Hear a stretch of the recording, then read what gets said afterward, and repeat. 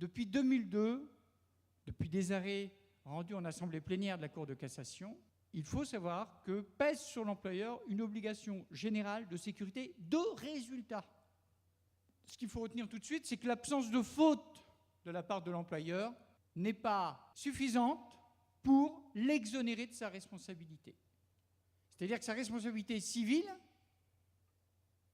peut être engagée, même s'il n'a pas commis de faute, lorsqu'il y a, comme en l'occurrence, une dépression nerveuse résultant d'un entretien d'évaluation.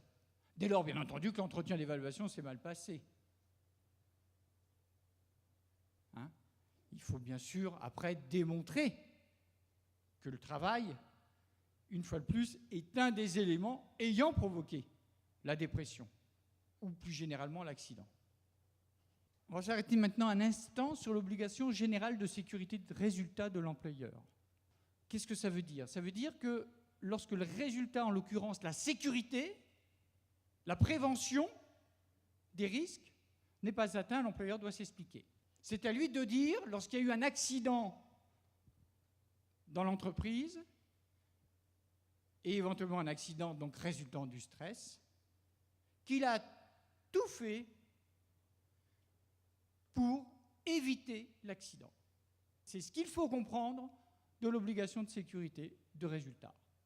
Un exemple en matière de harcèlement moral, sachant que bien souvent, le harcèlement moral, ce n'est pas forcément le fait de quelqu'un de vicieux, un peu sadique, c'est surtout la résultante d'une organisation du travail. Ce qu'il faut savoir, c'est que le harcèlement moral aujourd'hui dans les entreprises, c'est surtout le fait d'effets involontaires, pas conscients en tous les cas. Bon, je ne m'étends pas là-dessus.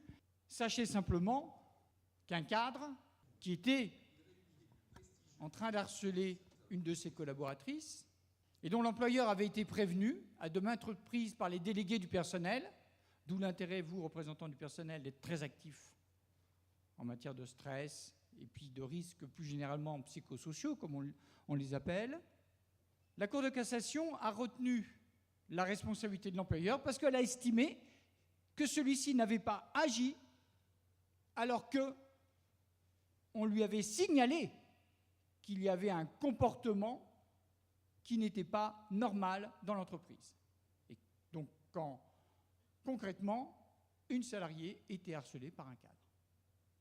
Alors bien entendu, cet exemple, on peut s'en servir et raisonner par analogie. On pourrait très bien dire qu'effectivement, la mise en œuvre d'un management par objectif, ça s'est nettement multiplié ces dernières années dans les entreprises, ça ne concerne plus seulement que les commerciaux, ça concerne d'autres catégories professionnelles aujourd'hui, qu'un management donc par objectif, peu respectueux de la santé des salariés, qui provoque des accidents de mission, de circulation, des accidents de travail plus généralement, met en cause donc la responsabilité civile de l'employeur. Après, pour y arriver, bien sûr, il va falloir savoir croiser des informations. On va voir ça également dans un instant. Ce qu'il faut retenir là, c'est que l'employeur doit démontrer qu'il a tout fait, tout mis en place, informer les salariés pour éviter les risques du travail.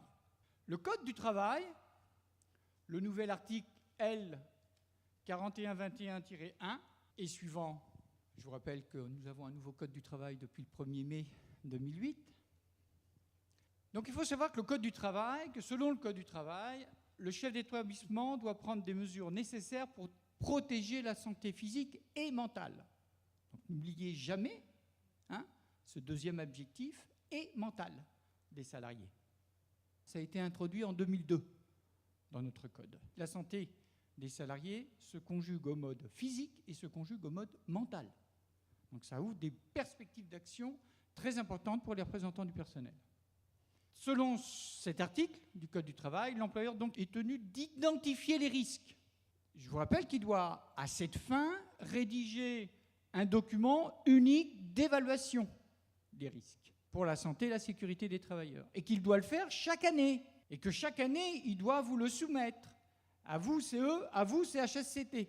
Ce document est très important pour éventuellement démontrer par la suite que l'employeur n'a pas satisfait à son obligation générale de sécurité de résultat.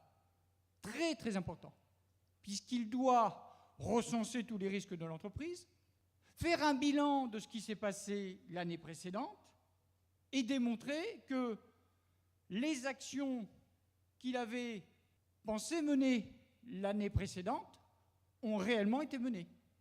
Et ce document, bien entendu, doit aussi préciser ce que l'employeur entend faire pour l'année suivante en matière de prévention des risques.